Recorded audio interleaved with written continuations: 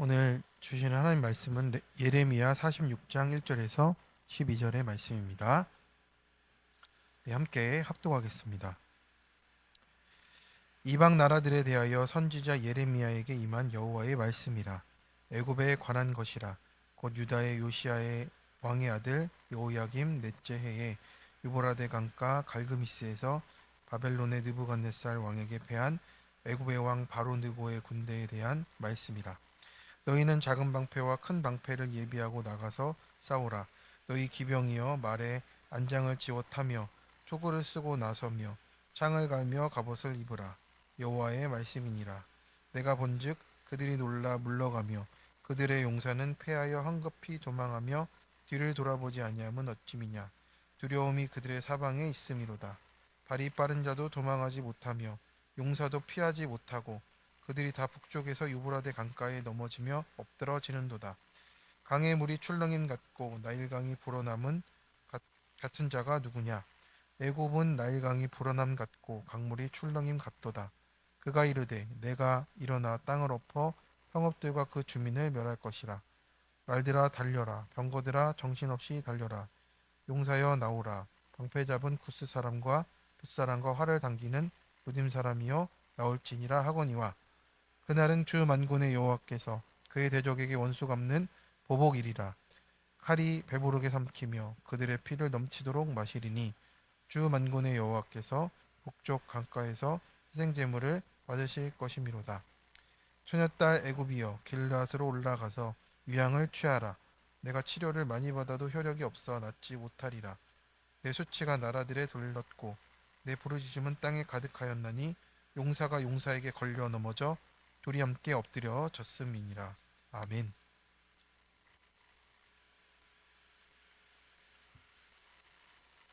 네, 오늘 예레미야 46장의 말씀으로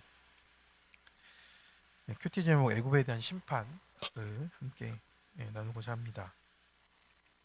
네, 하나님께서 왜 이 애굽의 이야기를 우리에게 들려주실까요? 이미 이루어진 일이기도 하고 또 어떻게 보면 너무 저희와 멀리 있는 이야기 같은데 네, 성경은 멀리 중동 지역에 있는 나라 이야기를 하는 것 같지만 사실은 늘 내 이야기로 우리가 묵상하게 되는 겁니다. 그래서 성경은 내 죄를 보라고 주신 책이에요. 그러니 오늘 애굽은 내 안의 애굽, 하나님보다 더 믿고 의지하는 힘, 자랑, 지식, 감정, 내 방식, 내 판단을 이야기하고 있는 겁니다. 그래서 우리도 이 애굽과 멀리 있는 것이 아니라 지금 내 안에 있는 애굽을 바라보아야 하는 것이죠. 그래서 하나님은 내 옆집 사람의 애굽을 심판하시는 게 아니라 내 마음속에 있는 애굽을 심판하시는 거예요. 그래서 문제가 아닙니다. 문제를 통해 드러나는 내 죄가 문제라는 것을 봐야 한다라는 거죠. 그래서 오늘 본문은 결국 내 안에 강대한 애굽이 심판을 받는 장면이에요. 하나님은 우리를 망하게 하시려는 게 아닙니다. 나를 살리시려고 내 애굽을 깨뜨리시기 때문이에요. 그래야만 나가 살기 때문에 하나님은 지금 내 안에 있는 애굽을 또 무너뜨리시고 또 그것을 통해서 하나님께 나아오라고 내 삶을 빛으로 비추라고 말씀을 하십니다. 첫 번째 애굽의 군대도 패하여 엎드려집니다. 애굽은 고대 근동에서 가장 강력한 나라였어요. 늘 바벨론도 일어나고 아시리아도 일어났지만 계속해서 그 자리를 지키고 있는 강력한 나라 중에 하나였죠. 그래서 오늘은 근데 1절에 보니까 이제 애굽에 관한 것이라 하면서 이제 2절에 보니까 그렇게 말씀을 해요. 그 군사력을 이제 생생하게 묘사하면서 지금 이제 애굽에게 이 전쟁이 시작되고 있음을 이제 말씀하고 있습니다. 그런데 애굽이 스스로를 어떻게 여겼는지를 우리가 봐야 되는 거죠. 7절과 8절을 보면 강의 물이 출렁임 같고 나일강이 불어남 같은 자가 누구냐? 애굽이 바로 그렇다라고 얘기를 하잖아요. 그러니 하나님께서는 지금 애굽의 자만심이 이렇다라고 말씀하고 있는 거예요. 여기서 이제 출렁이다, 이제 불어나다, 이거는 네, 범람하다, 휩쓸어 버리다라는 뜻이거든요.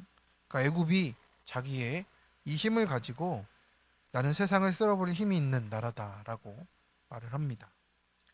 그래서 의지하던 것이 군사력과 경제력과 나일강이라는 이 풍요였잖아요. 그래서 이것이 바로 내 안에 애굽과 내 힘과 내 판단과 내 자랑, 내가 붙잡는 것이라는 겁니다. 사실은 우리가 뭐 이렇게 생각하겠습니까? 난 세상을 쓸어버릴 거야, 이런 생각을 가지고 있진 않을 거예요. 그런데 내가 붙잡고 있는 것으로 나는 충분하다라고 여기면 그것이 이미 내가 붙잡는 나일강이고 내가 붙잡는 애굽이라는 것입니다. 내 힘과 판단과 내 자랑이 어디서부터 온 것인가를 우리가 돌아봐야 한다라는 것이죠. 그래서 3, 4절에 보면 애굽은 어떻습니까? 그 준비를 완벽히 하는 나라예요. 방패를 준비하고 큰 방패, 작은 방패 다 준비하고 말에 안장을 얹고 창을 갈고 갑옷을 입어라 라고 말을 합니다. 이렇게 준비만 한 것만 보면요, 하나님 완벽하게 이제 전쟁을 나갈 준비가 다 돼 있었죠. 그런데 5절에 보니 그 분위기가 확 바뀌게 됩니다. 여호와께서 말씀을 하셨는데 이제 보니까 그들이 놀라 물러가고 용사는 패하고 황급히 도망하고 뒤를 돌아보지도 않고 도망가는 것입니다. 여기서 뒤돌아보다라는 것은 생명의 위협 때문에 도망가면서 뒤도 못 돌아본다는 거예요. 그러니 얼마나 겁에 질리고 두려움에 빠지겠습니까? 내가 붙잡는 것이 지켜주지 못한다는 것을 확실히 깨달았기에 지금 황급히 도망가고 있는 거예요. 그래서 하나님이 치시는 날에는 강한 군대도 뒤도 안 돌아보고 도망가는 이런 사건들이 다가오게 된다라는 겁니다. 그래서 우리가 붙잡고 있는 강력한 것들도 결국에는 하나님의 때에 우리가 그것을 붙잡고 있는 것을 놓지 않으면 우리도 이렇게 뒤도 안 돌아보고 도망갈 수밖에 없는 상황에 놓이게 된다라는 겁니다. 그래서 6절에 보니 발이 빠른 자도 도망하지 못하고 또 용사도 피하지 못하는 이런 상황이 되었습니다. 살 길을 찾아도 피하지 못한다는 뜻이에요. 살 길을 찾지 못한다는 뜻입니다. 그래서 하나님이 막으실 때 그것을 누가 감히 막을 수가 있겠습니까? 우리 인생에서도 마찬가지잖아요. 그 일이 차고 차서 결국엔 내 앞에 딱 던져졌을 때 이게 어떻게 왔지 생각하고 살 길이 없이 도망도 못 가게 우리가 옴짝달싹할 수 없는 그 자리에 묶이게 되는 일이 있다라는 겁니다. 그래서 왜 애굽이 이렇게 됐습니까? 강한 군대가 또 약해져서 그런 것이 아니라 하나님의 심판이 임했기 때문에 그렇다라고 하시는 겁니다. 하나님은 정말 언약대로 하시고 그것에 대해서 그 언약이 차서 하나님은 그 길에 심판을 놓아두셨다라는 것이죠. 그래서 그날은 주 만군의 여호와의 원수 갚는 날이라고. 여기서 원수라고 하니까 이제 저희는 복수라고 생각하는데 그게 아니라 정의롭게 심판하여 바로 잡는 거예요. 그러니까 하나님의 뜻을 세울 때가 됐다라는 겁니다. 이제는 그 자리에서 뽑을 것은 뽑아야 되고 세운 것 중에서도 헐 것은 헐어야 되는 거예요. 감정적인 복수가 아니라 하나님의 공의로 지금 행하고 계신다라는 겁니다. 그래서 성도 여러분, 하나님이 심판하시는 대상은 내 옆에 있는 애굽이 아니고 내 안에 있는 애굽이에요. 그래서 내가 옳다고 여기는 것이 많을수록 하나님이 주시는 사건이 많아지는 거예요. 그래서 그것을 통해서 내가 내 모습 볼 때마다 그것을 헐 것은 헐어야 되는 것이고 가지를 쳐야 되는 것은 가지를 쳐야 돼요. 그래야 내 애굽이 무너져야 하나님 나라가 세워지기 때문입니다. 적용 질문입니다. 날강같이 넘치는 내 힘과 의, 자랑과 교만을 의지하지 않습니까? 지금 나에게 찾아온 애굽을 깨뜨리는 사건은 무엇입니까? 그 무너짐 속에서 내 죄를 보며 회개로 엎드려집니까? 두 번째입니다. 심판 속에서 하나님만 치유하실 수 있습니다. 애굽이 무너진 후에 이제 해결책을 찾는 거죠. 네, 우리는 또 해석보다 해결책으로 빨리 나아가요.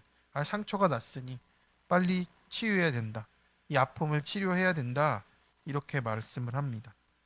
11절에 어떻게 말하고 있습니까? 길르앗으로 올라가서 유향을 취하라라고 해요. 그래서 유향은요, 고대에서 최고급의 치료제였어요.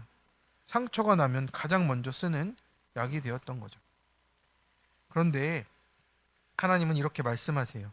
내가 치료를 아무리 많이 받아도 효력이 없어 낫지 못하리라. 치료의 시도들이 소용이 없을 것이다. 회복되지 않는다. 이런 뜻이에요. 상처가 문제가 아니라 죄가 문제였다라는 거죠. 그래서 애굽은 군사적 패배를 상처라고 여겼고 약을 찾겠죠. 하지만 하나님 앞에서 애굽의 문제는 상처가 아니었고 교만과 또 내가 하나님보다 높아져 있음의 죄였다라는 겁니다. 내가 세상을 휩쓸 수 있다라는, 내가 나만으로도 충분하다라고 하는 그 죄였던 거죠. 그래서 길르앗의 유명한 치료제도 전혀 소용이 없는 겁니다. 그래서 우리의 삶 속에서 인간적인 치료와 어떤 방법과 이런 것이 전혀 통하지 않을 때는 어떤 것을 의미하는 거예요? 하나님밖에 찾을 것이 없다 말씀을 해주고 계신 거예요. 우리가 12해 동안 혈루증을 앓은 여인을 봐도 그렇잖아요. 모든 것이 효험이 없어 모든 것을 다 허비하였다. 다 허비해도 할 수 없는 그 일은 하나님 만날 일이라고 하시는 겁니다. 그래서 내 인생도 똑같습니다. 우리도 상처받으면 사람에게 가려 하고 또 좋은 방법 찾으려 하고 심리적으로 위안받으려 하고 상황이 어려우면 환경을 고쳐야겠다 빨리 찾아내려 하고 마음이 힘들면은 또 어떤 방법들을 찾아내서 나를 위한 테라피들을 하려고 합니다. 상황이 문제인 줄 알고 상황을 고치려 하고 사람 때문에 아프다고 바꾸고 탓하고 해도 이것은 회복이 될 수 없는 그 인간의 방법일 뿐이라는 거예요. 회복이 거기서 오지 않는다라는 거죠. 상처의 문제는 약을 쓰면 낫겠지만 내 죄는 발라지지가 않아요. 저도 그랬듯이 그런 소송과 별거의 사건에서 달라질 수 있는 것들이 하나도 없었습니다. 근데 죄의 문제는 회개로만 낫기 때문에 그랬어요. 그러니 하나님은 우리에게 사건을 주시는 거예요. 그래서 그 사건에서 자녀의 사건에서 또 남편의 사건에서 아내의 사건에서 그 사람이 그랬어가 아니라 내 죄를 보게 되는 것이 길이라고 말씀을 하시는 겁니다. 왜 그러냐면 사람 때문에 상처받는 게 아니라 내 우상이 무너져서 아픈 거예요. 즉 하나님께서 내 애굽을 깨뜨리시는 순간은 내가 가장 아픈 순간이지만 동시에 내가 치유받는 내 유일한 길이라고 오늘 말씀을 하시는 겁니다. 그래서 12절에 이렇게 말하잖아요. 내 부르짖음이 이 땅에 가득하다.